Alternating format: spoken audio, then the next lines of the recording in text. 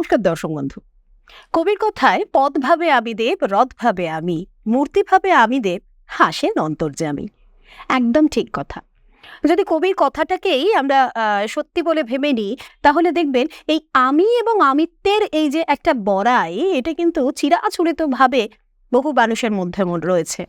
এবং অহং, আমি, আমি সব পারি, আমি করি, এই যে অহংকার আর আত্ম অহংকার, এই দুটো সমন্বয় কিন্তু বহু মানুষ তার উন্নতির জায়গা থেকে একেবারে অবনতিতে নেমে গেছে। আজকে কেন এত নেগেটিভ কথা বলছি না, নেগেটিভ কথা বলছি না, নেগেটিভ দিকটাকে আপনাদের সামনে তুলে ধরছি, যাতে ওই নেগেটিভ দিক থেকে আপনারা বেরিয়ে একটা পজিটিভনেসে আসতে পারেন। আর পজিটিভ দিকে আসতে গেলে পজিটিভ মানুষের হাতটা ধরতে হয়, তো পজিটিভ মানুষের সঙ্গটা আমাদের পেতে হয়। আর সেই পজিটিভ মানুষটিকে নিয়ে আমি তানিয়া চলে এসেছি। আমাদের মধ্যে এই মুহূর্তে স্টুডিওতে রয়েছেন শ্রী শান্তনু শাস্ত্রী। তাকে স্বাগত জানিয়ে শুরু করব আমাদের আজকের অনুষ্ঠান। নমস্কার দাদা। নমস্কার জানাই সবাইকে। দাদা, আমরা বাংলা বছর কেমন যাবে ওভারঅল রাশিগত এবং লগ্নগত দিক থেকে এই ধরনের কয়েকটা ভিডিও পরপর নিয়ে এসেছি, এবং আজকে যে রাশিটা নিয়ে কথা বলতে চাইবো সেটা হচ্ছে মীন রাশি।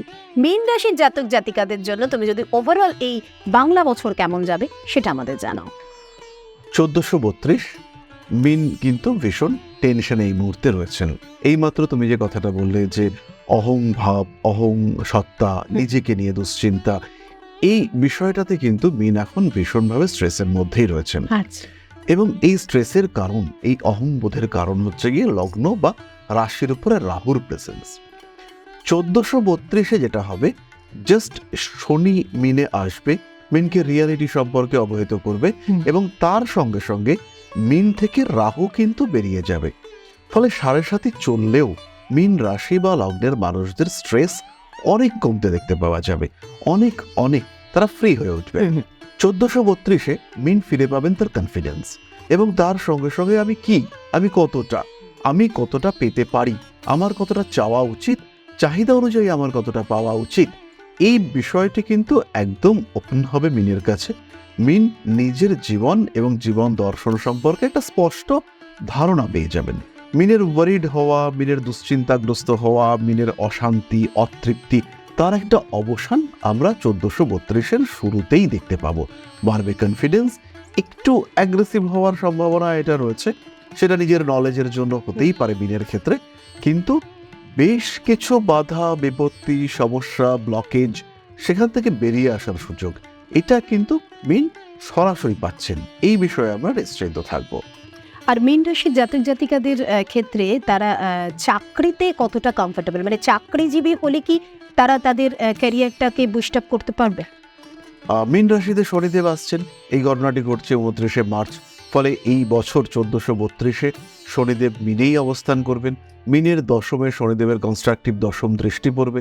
এই দৃষ্টির কারণে, এই যে মিনের দশমে শনির দৃষ্টি পড়ছে, চাকরি প্রাপ্তি, চাকরি পরিবর্তন, চাকরি ধরে রাখা, যিনি চাকরি পেতে চাইছেন তার ক্ষেত্রে প্রাপ্তিটা সহজ হবে, যিনি চাকরি ধরে রাখতে চাইছেন তার ক্ষেত্রে এই ধরে রাখাটা সহজ হবে, এবং যিনি পরিবর্তন করতে চাইছেন তার ক্ষেত্রে এই পরিবর্তনটা কিন্তু অনেকটাই সহজ হবে।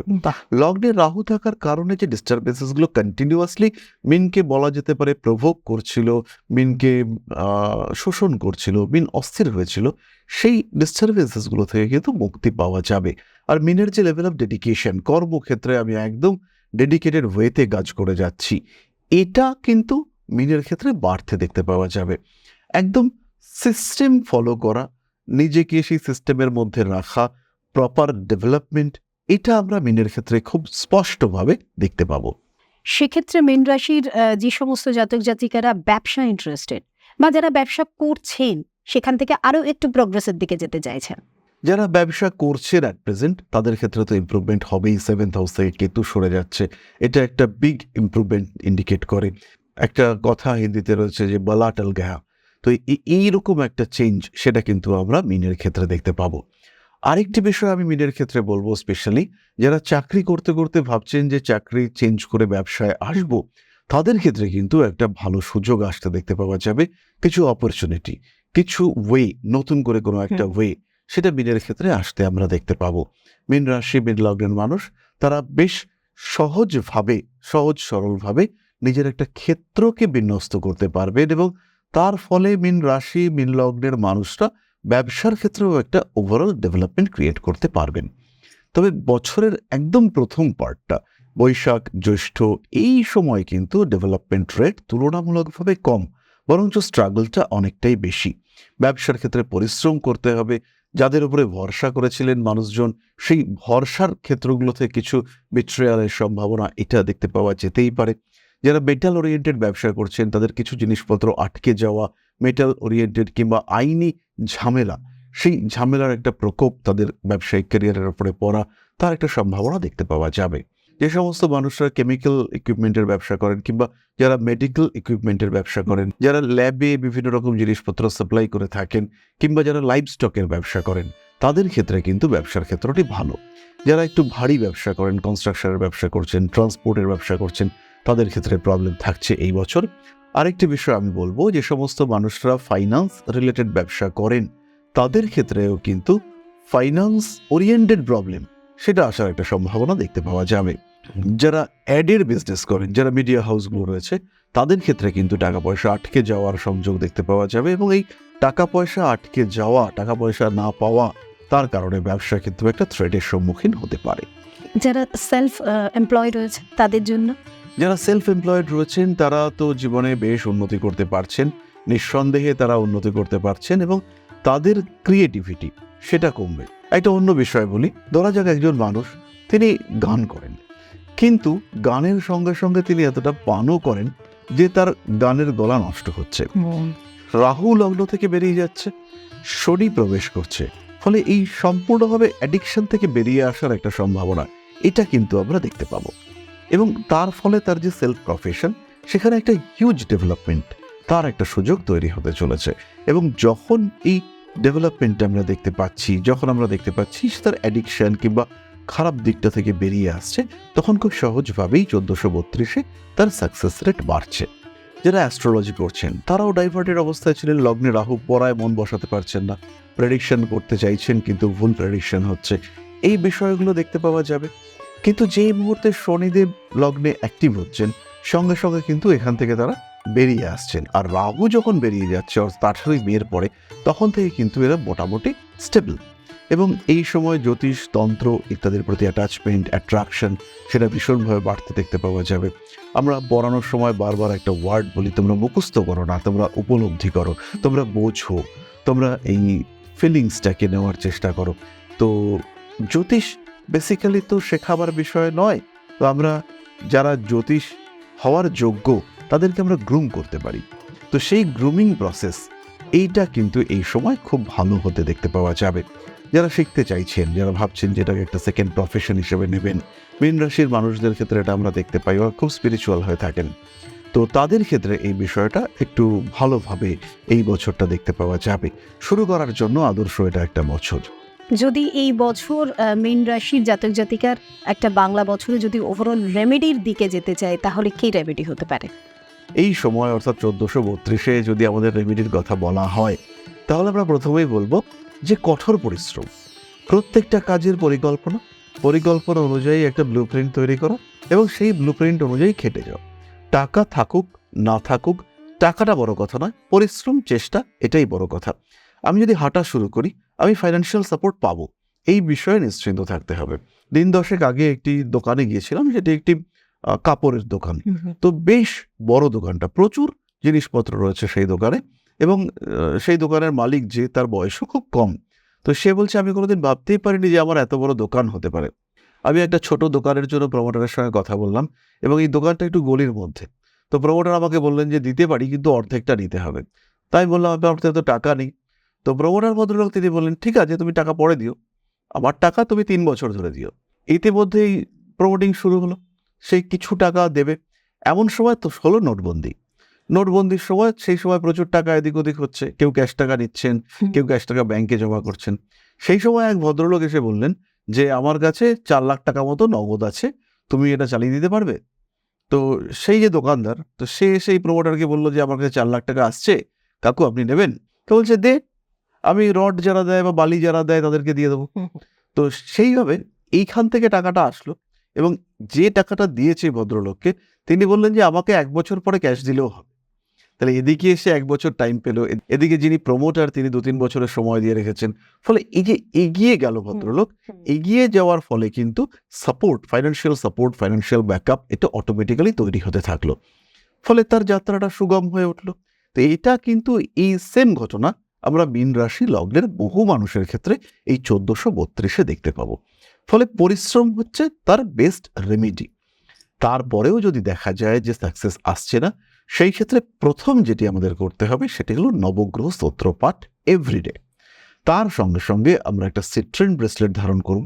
যারা চাকরি করতে চাইছি তারা সিট্রিনের সঙ্গে ক্লিয়ার ক্রিস্টাল ব্রেসলেট নেব।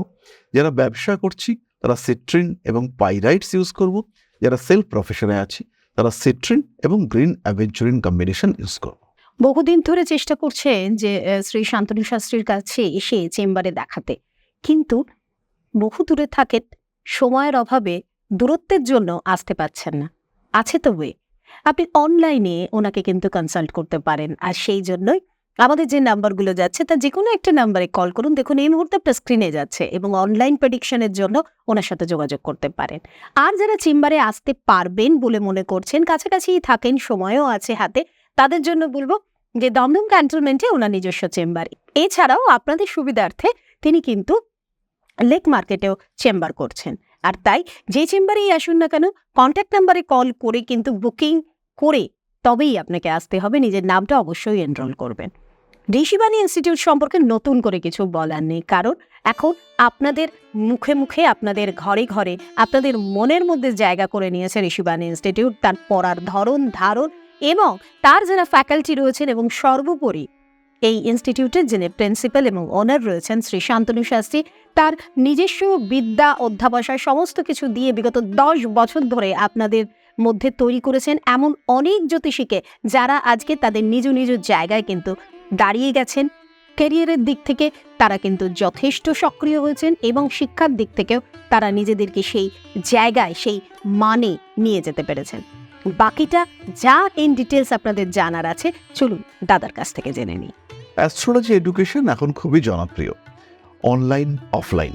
বেশিরভাগ ক্ষেত্রে মানুষের পক্ষে এসে ক্লাস করাটা টাফ হচ্ছে, জীবন এত ব্যস্ত হয়ে পড়েছে। ঋষিবাণী পশ্চিমবঙ্গের মধ্যে বেস্ট অনলাইন এডুকেশন প্রোভাইড করে, কারণ আমরা পড়িয়ে চলেছি প্রায় 2014 সাল থেকে অনলাইনে। এবং যখন মানুষজন ভাবতেন যে জ্যোতিষ পড়ানো কি অনলাইনে যায়, সেই সময় থেকে কিন্তু আমরা সাকসেসফুলি অনলাইনে পড়াচ্ছি। যারা বাড়িতে রয়েছেন, গৃহবধূ বা সাধারণ মানুষ চাকরি করে রাত্রিবেলা বাড়িতে আসছেন, এসে অ্যাস্ট্রোলজি শিখবেন, এটাকে একটা সেকেন্ডারি প্রফেশন হিসেবে নেবেন, তাদের জন্য যেমন অনলাইন রয়েছে। আবার যারা চাইছে যে আমরা অফলাইনে শিখব, আমরা এসে একটু ক্লাস করব, তাদের জন্য কিন্তু আমাদের এখানে এডুকেশন রয়েছে। প্রপার ভেরিফিকেশন বা authentication system, perfect syllabus, proper study material, তার সঙ্গে ওয়েল এডুকেটেড এবং এক্সপেরিয়েন্সড ফ্যাকাল্টি, আলটিমেটলি খুব ভালো সার্টিফিকেশন, যে সার্টিফিকেশনটা সর্বত্র গ্রহণযোগ্য। এই সমস্ত কিছু নিয়ে ঋষিবাণী ক্লাস করাচ্ছে। এবং স্টাডি মেটেরিয়াল এবং সিলেবাস, ঋষিবাণীর যেটা বৈশিষ্ট্য, যেটা আর কোথাও পাওয়া যাচ্ছে না, একটি কোর্সের মধ্যেই অ্যাস্ট্রোলজি, বাস্তু, সংখ্যাতত্ত্ব, হস্তরেখাবিদ্যা, এই সমস্ত কিছু নিয়ে ঋষিবাণী কিন্তু একটা কম্প্যাক্ট প্যাকেজ দিচ্ছে। তার ফলে এখানে শিখবার পরে প্রফেশনে প্রবেশ করা এটা অত্যন্ত সহজ এবং অত্যন্ত শুভ।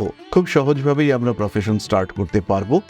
আর যখন আমরা প্রফেশনে নামবার উপযুক্ত, তখন যে প্রফেশনাল সাপোর্ট, এটাও কিন্তু ঋষিবাণী আপনাদেরকে দিচ্ছে। তাই জ্যোতিষ যদি শিক্ষার বিষয় হয়, তাহলে শিক্ষাক্ষেত্র একমাত্র ঋষিবাণী। আজকের মতো অনুষ্ঠান এখানে শেষ করব। কেমন লাগছে আপনাদের অনুষ্ঠান সেটা তো আমরা বুঝতেই পারছি। আপনাদের প্রচুর প্রচুর কমেন্টস আসছে, প্রচুর ফোন করছেন আপনারা।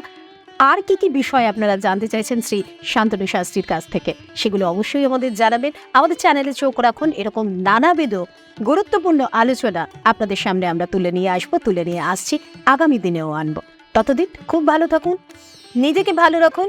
আর কি করতে হবে, একদম ঠিক বলেছেন, শ্রী শান্তনু শাস্ত্রীর হাতটা শক্ত করে ধরতে হবে, কারণ আমাদের ভালো থাকতে হবে। তো নমস্কার।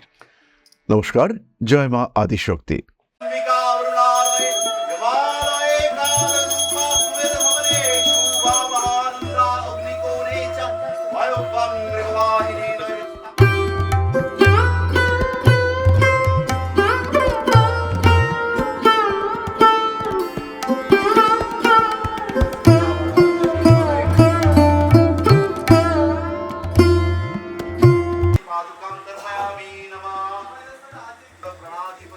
শ্রীমৎ দক্ষিণা কালিকা পরিষদায় স্বাহা।